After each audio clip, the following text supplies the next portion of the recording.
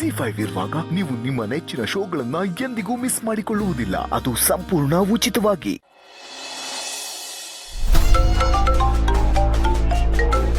Sir phone ಯಾರು ಯಾವುದೋ unknown number sir. ಯಾರು ಅಂತ ವಿಚಾರಿಸು. ಹಲೋ ಹಲೋ, ನಾನು ಸದಾಶಿವ ಅಂತ ಮಾತಾಡ್ತಾ ಇರೋದು. ಜೀವ ಅವ್ರ ತಂದೆ ರಾಜೇಂದ್ರ ಭೂಪತಿ ಅವರಿದ್ದಾರಾ? ಹಾಂ ಸರ್. ಸರ್ ಜೀವ ಅವ್ರ ತಂದೆ ಮಾತಾಡ್ತಿದ್ದಾರೆ. ಜೀವ ಅವ್ರ ತಂದೆನಾ? ನನಗ್ಯಾಕೆ ಫೋನ್ ಮಾಡಿದ್ರು? ಕೊಡು. ಹಲೋ, ರಾಜೇಂದ್ರ ಭೂಪತಿ ಅವರ? ಹೌದು, ನಾನೇ ಮಾತಾಡ್ತಾ ಇರೋದು. ಏನು ಮೇಷು ನನಗೆ ಫೋನ್ ಮಾಡ್ಬಿಟ್ಟಿದ್ದೀರಾ? ಅದು ನಾನು ನಿಮ್ಮ ಹತ್ರ ಒಂದು ಮುಖ್ಯವಾದ ವಿಷಯ ಮಾತಾಡಬೇಕಾಗಿತ್ತು. ತಾವು ಅನ್ಯತಾ ಭಾವಿಸಬಾರ್ದು. ಚೇಚೆ, ಎಲ್ಲಾದ್ರೂ ಉಂಟೆ?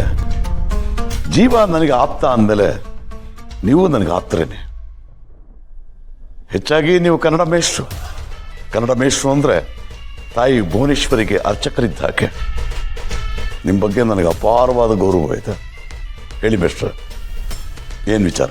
ನಿಮ್ಮ ಹಾಗೆ ನನಗೂ ನಿಮ್ಮ ಮೇಲೆ ತುಂಬ ಗೌರವ ಇದೆ. ನಿಮ್ಮಂಥವರು ನನ್ನ ಮಗನಿಗೆ ಬೆನ್ನೆಲುಬಾಗಿ ನಿಂತಿರೋದು, ಪಾರ್ಟ್ನರ್ ಆಗಿರೋದು ನಿಜವಾಗ್ಲೂ ನಮಗೆ ತುಂಬ ಖುಷಿ ಕೊಡುವಂಥ ವಿಷಯ. ಆದರೆ ಅದು ಬಿಸ್ನೆಸ್ಗಷ್ಟೇ ಸೀಮಿತವಾಗಿದ್ದರೆ ಒಳ್ಳೆಯದು ಅಂತ ನಂಗೆ ಅನ್ಸುತ್ತೆ. ಯಾಕೆ ಮೇಷ್ಟ್ರ ಹೀಗೆ ಹೇಳ್ತಾ ಇದ್ದೀರಾ? ನನ್ನ ಮಗ ನಿಮ್ಮ ಜೊತೆ ಸೇರಿಕೊಂಡು ಬಿಸ್ನೆಸ್ ಮಾಡೋದು ಸರಿ, ಆದರೆ ನಿಮ್ಮ ಜೊತೆ ಸೇರಿಕೊಂಡು ಚಟಗಳನ್ನ ಕಳೆಯೋದು ನಮ್ಗೆ ಯಾರಿಗೂ ಇಷ್ಟ ಇಲ್ಲ. ಮೇಷ್ಟ್ರೆ, ಅದು ಅವನು ದಾರಿ ತಪ್ತಾ ಇದ್ದಾನೆ. ಮೊದಲು ಅವನು ಹಿಂಗಿರಲಿಲ್ಲ. ನಿಮ್ಮ ಜೊತೆ ಸೇರಿದ್ಮೇಲೆ ಡ್ರಿಂಕ್ಸ್ ಮಾಡೋ ಅಭ್ಯಾಸ ಮಾಡ್ಕೊಂಡಿದ್ದಾನೆ. ಕೇಳಿದ್ರೆ ಸೋಷಲೈಸ್ ಆಗಬೇಕು ಅಂತ ಹೇಳ್ತಾನೆ. ನೋಡಿ, ನೀವು ವಯಸ್ಸಲ್ಲಿ ಅವನಿಗಿಂತ ದೊಡ್ಡವರು ಅಂದಮೇಲೆ ನೀವು ಅವನಿಗೆ ಬುದ್ಧಿ ಹೇಳಬೇಕಲ್ವಾ? ಅದನ್ನು ಬಿಟ್ಟು ಈ ರೀತಿ. ಇಲ್ಲ ಮೇಷ್ಟ್ರೆ, ನೀವು ತಪ್ಪು ತಿಳ್ಕೊಂಡಿದ್ದೀರ.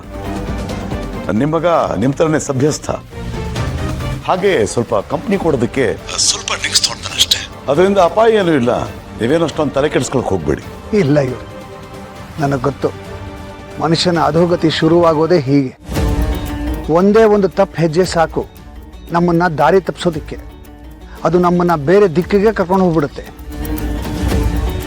ಟೈಮ್ ಪಾಸ್ಗೆ ಅಂತ ಶುರುವಾಗಿದ್ದು ಮುಂದಕ್ಕೆ ಚಟ ಆಗತ್ತೆ.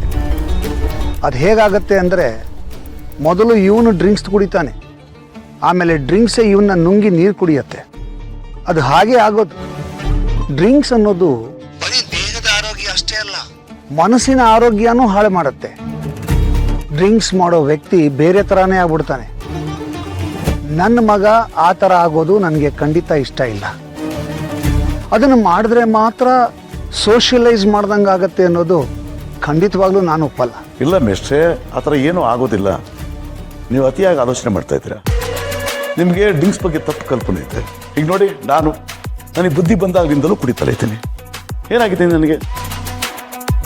ನನ್ನ ಜೀವನ ವ್ಯವಹಾರ ಎಲ್ಲ ಚೆನ್ನಾಗಿ ನಡ್ಕೊಂಡು ಹೋಗ್ತಿದೆಯಲ್ಲ. ಇರಬಹುದು, ಅದು ನಿಮ್ಮ ಜೀವನ, ನಿಮ್ಮ ಆಯ್ಕೆ. ಅದ್ರ ಬಗ್ಗೆ ನಾನೇನೂ ಮಾತಾಡಲ್ಲ. ಆದರೆ ನನ್ನ ಮಗ ಮೊದಲು ಇದೆಲ್ಲ ಯಾವುದು ಮಾಡದೇ ಇದ್ದವನು ಈಗ ಡ್ರಿಂಕ್ಸ್ ಮಾಡ್ತಾನೆ ಅಂದರೆ ಇದು ನಾವು ಯೋಚನೆ ಮಾಡಬೇಕಾಗಿರುವಂಥ ವಿಷಯ. ಒಬ್ಬ ಮೇಷ್ಟ್ರಾಗಿ ನನ್ನ ಮಗ ಈ ಥರ ಎಲ್ಲ ಮಾಡೋದು ನನಗೊಂಚೂರು ಇಷ್ಟ ಇಲ್ಲ. ಮೇಲಾಗಿ ಅದು ನಮ್ಮ ಸಂಸ್ಕಾರನೂ ಅಲ್ಲ, ನಮ್ಮ ಜೀವ ಬೆಳೆದು ಬಂದ ರೀತಿ ಇದಲ್ಲ. ನಾನು ಸಾವಿರಾರು ಮಕ್ಕಳಿಗೆ ಪಾಠ ಮಾಡಿರೋನು ಅಂದಮೇಲೆ ನನ್ನ ಮಗ ಹೀಗೆಲ್ಲ ಮಾಡ್ತಾನೆ ಅಂದರೆ ನಾನು ನೋಡಿಕೊಂಡು ಸುಮ್ಮನಿರೋಕ್ಕಾಗಲ್ಲ. ಅಲ್ಲ ಮೇಷ್ಟ್ರೆ, ನಾನು ಹೇಳೋದು ನೋಡಿ, ದಯವಿಟ್ಟು ನನ್ನನ್ನು ಸಮಾಧಾನ ಮಾಡೋಕ್ಕೆ ಬರಬೇಡಿ. ಅವನು ಈ ಥರ ಬದಲಾಗ್ತಿರೋದು ಖಂಡಿತ ಒಳ್ಳೆಯದಕ್ಕಲ್ಲ.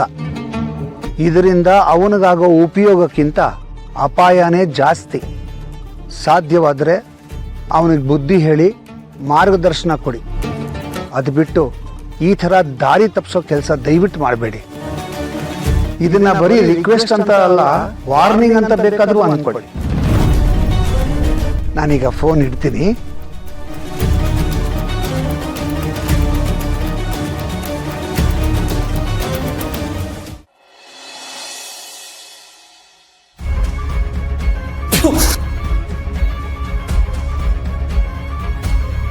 ಜೈ, ಏನಾಯ್ತು?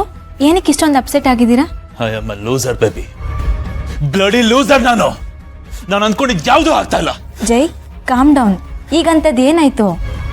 ಜೈ, ನಿಮ್ಮನ್ನೇ ಕೇಳ್ತಾ ಇರೋದು, ಏನಾಯ್ತು? ಪ್ರತಿ ಸಲ ಏನಾದ್ರೂ ಒಂದು ಪ್ಲಾನ್ ಆಗ್ತೀನಿ, ಯಾವ್ದು ವರ್ಕೌಟ್ ಆಗ್ತಿಲ್ಲ. ಏನೋ ಒಂದು ಆಗುತ್ತೆ, ನನ್ನ ಲೈಫ್ ಚೇಂಜ್ ಆಗುತ್ತೆ ಅನ್ಕೋತೀನಿ, ಆದ್ರೆ ಪ್ರತಿ ಸಲ ಫ್ಲಾಪ್ ಆಗುತ್ತೆ ಬೇಬಿ. ನಿನ್ನ ಜೊತೆ ಇರಬೇಕು, ನಿನ್ನ ಜೊತೆ ಇರೋದಕ್ಕೆ ಏನೇನ್ ಮಾಡ್ಬೇಕು ಎಲ್ಲಾನು ಮಾಡ್ತಾ ಇದೀನಿ, ಆದ್ರೆ ಯಾವ್ದು ವರ್ಕೌಟ್ ಆಗ್ತಿಲ್ಲ ಬೇಬಿ, ಯಾವ್ದು ವರ್ಕೌಟ್ ಆಗ್ತಿಲ್ಲ. ಅಲ್ಲ ಜೈ, ಇವಾಗ ಏನಾಯ್ತು ಅಂತ ನೀವು ಈ ತರ ಹೇಳ್ತಾ ಇದ್ದೀರಾ? ಅವ್ರಗಳನ್ನ ಮುಗಿಸ್ಬೇಕು ಅಂತ ಸ್ಕೆಚ್ ಹಾಕಿದ್ನಲ್ಲ, ಫ್ಲಾಪ್ ಆಗೋಯ್ತು baby. It's a bloody flop show. ಪ್ರತಿ ಸಲ ಏನೇ ಪ್ಲಾನ್ ಹಾಕು, ಏನೇ ಸ್ಕೆಚ್ ಹಾಕು, ಎಲ್ಲದಲ್ಲೂ ಸೋಲ್ತಾನೆ ಬಂದಿದ್ದೀನಿ. ಏನು ಅಂತ ಮಾಡ್ತಾ ಇಲ್ಲಿ ನಾನು, ಬರೀ ಸೋಲು ಸೋಲು ಸೋಲು. ಸಾಕಾಗೋಗಿದೆ ನನಗೆ. ಸಮಾಧಾನ ಮಾಡ್ಕೊಳ್ಳಿ ಜೈ. ಅದಕ್ಕೆ ಯಾಕೆ ಇಷ್ಟೊಂದು ಅಪ್ಸೆಟ್ ಆಗ್ತಾ ಇದ್ದೀರಾ? ನಂಗೆ ಗೊತ್ತು ನೀವು ನನಗೋಸ್ಕರನೇ ಇಷ್ಟೆಲ್ಲ ಮಾಡ್ತಾ ಇರೋದು ಅಂತ. ಬಟ್ ವಾಟ್ ಟು ಡೂ, ಎಲ್ಲ ನಮ್ಮ ಬ್ಯಾಡ್ ಲಕ್. ನೋಡೋಣ, ಮೇ ಬಿ ನಮಗೆ ಇನ್ನೊಂದು ಆಪರ್ಚುನಿಟಿ ಸಿಗ್ಬೋದಲ್ವಾ? Last hope will be the best ಅಂತ ಹೇಳ್ತಾರಲ್ಲ, ಅಷ್ಟೇ ನಾವು ಮಾಡಬೇಕಾಗಿರೋದು. Please calm down. ಹೌದು, ನಿಮ್ಮ ಮೇಲೆ ಯಾರಿಗೂ ಡೌಟ್ ಬಂದಿಲ್ಲ ತಾನೆ? ನಿಮ್ಮ ಅತ್ತಿಗೆಗೇನು ಗೊತ್ತಾಗಿಲ್ಲ ತಾನೆ? ಇವಾಗ ಸ್ವಲ್ಪ ಸಮಾಧಾನ ಆಯಿತು. ನಿಮ್ಮ ಅತ್ತಿಗೆಗೆ ಏನಾದರೂ ಗೊತ್ತಾಗಿದ್ದಿದ್ರೆ, ಓ ಗಾಡ್, ಎಷ್ಟು ದೊಡ್ಡ ಹೆಡ್ಡೇಕ್ ಆಗಿರೋದು. ಬಿಡಲ್ಲ ನಿಮ್ಮನ್ನ, ನಿಮ್ ಯಾರನ್ನೂ ನಾನು ಸುಮ್ಮನೆ ಬಿಡೋದಿಲ್ಲ. ಇವತ್ತು ಮಿಸ್ ಆಗಿರ್ಬೋದು, ಮುಂದಕ್ಕೊಂದಿನ ತಗ್ಲಾಕೊಂಡೇ ತಗ್ಲಾಕು.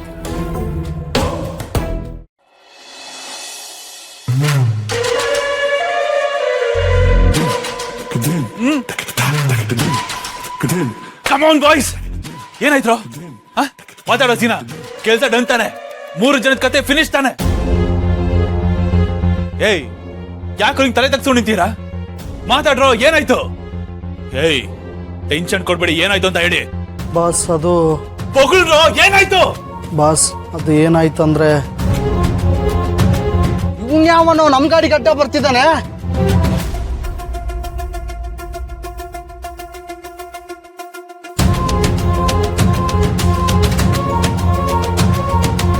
Sorry boss. ಏನೋ ಸಾರಿ? ಏನೋ ಸಾರಿ? ಸಾರಿ ಅಂದ್ರೆ ಇವಾಗ ಕಳ್ಕೊಂಡಿರೋ ಚಾನ್ಸ್ ಮತ್ತೆ ಸಿಗುತ್ತಾ? ಸಿಗುತ್ತೆ ನಾವು 4 ಜನ 4 ಕತೆ ತಗೊಂಡ್ ಮೇಚೆ ಹೋಗಿ ನಿಮ್ ಯೋಗ್ಯತೆಗೆ.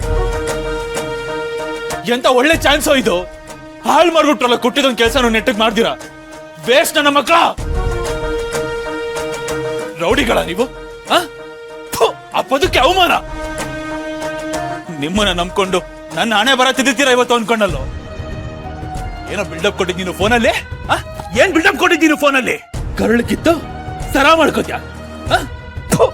ಮುಖ ನೋಡ್ಕೊಂಡಿದ್ದು ಕನ್ನಡಿಲಿ. ರೌಡಿಗಳಂತ ರೌಡಿಗಳು ಹೊರಡಿ ಇಲ್ಲಿಂದ, ಹೋಗ್ತಾರೆ. ಇನ್ನು ಏನ್ ಮುಖ ನೋಡ್ಕೊಂಡಿದ್ದೀರಾ? ಹೋಗ.